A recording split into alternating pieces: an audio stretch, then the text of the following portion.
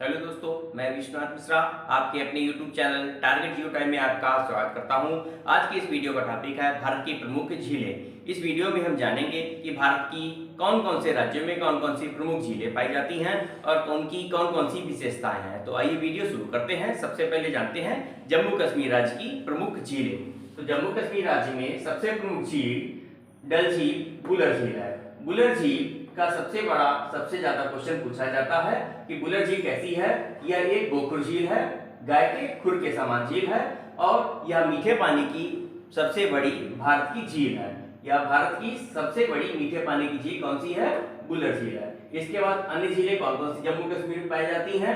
अनंतनाग झील, अंचार झील, जानसन झील, नागिन झील, बैरीनाग झील, मानस झील और शेषनाग झील।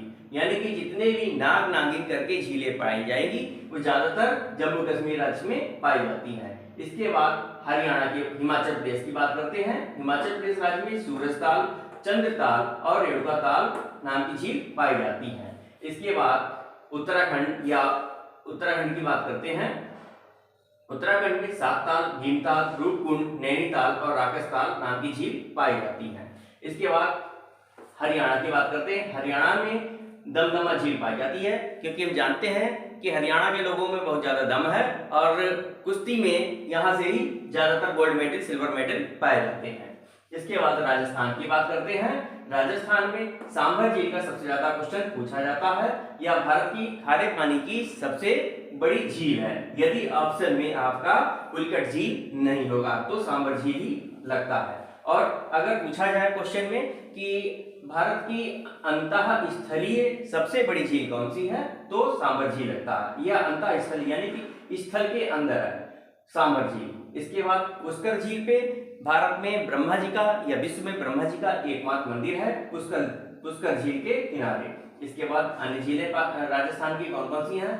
फतेह सागर, जयसमंदर, नक्की झील, सिरोही झील, पंचपदरा झील, राजसमंदर झील, जवाहर सागर झील और राणा प्रताप झील।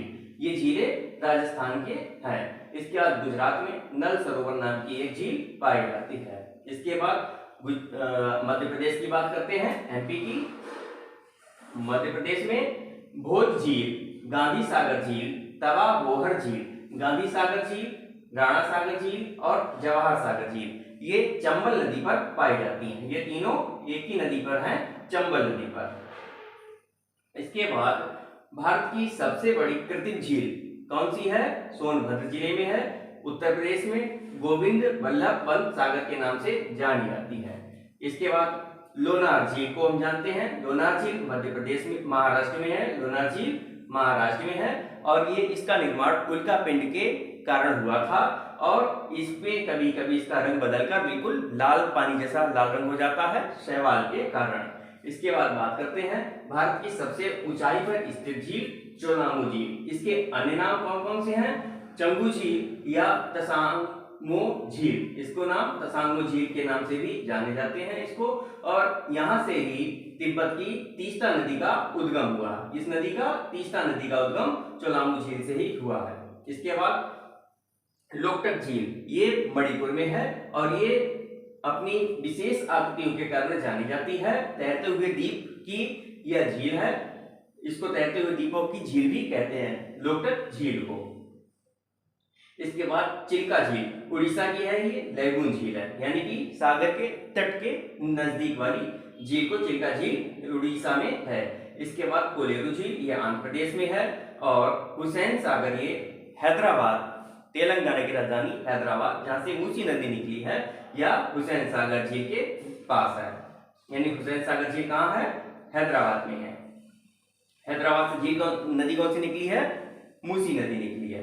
इसके बाद पुलकट झील ये आंध्र प्रदेश और तमिलनाडु में दोनों में संयुक्त रूप से पाई जाती है। जैसा कि दिख रहा है ये दोनों राज्य हैं, आंध्र प्रदेश और ये तमिलनाडु। ये भी एक लैगून झील है।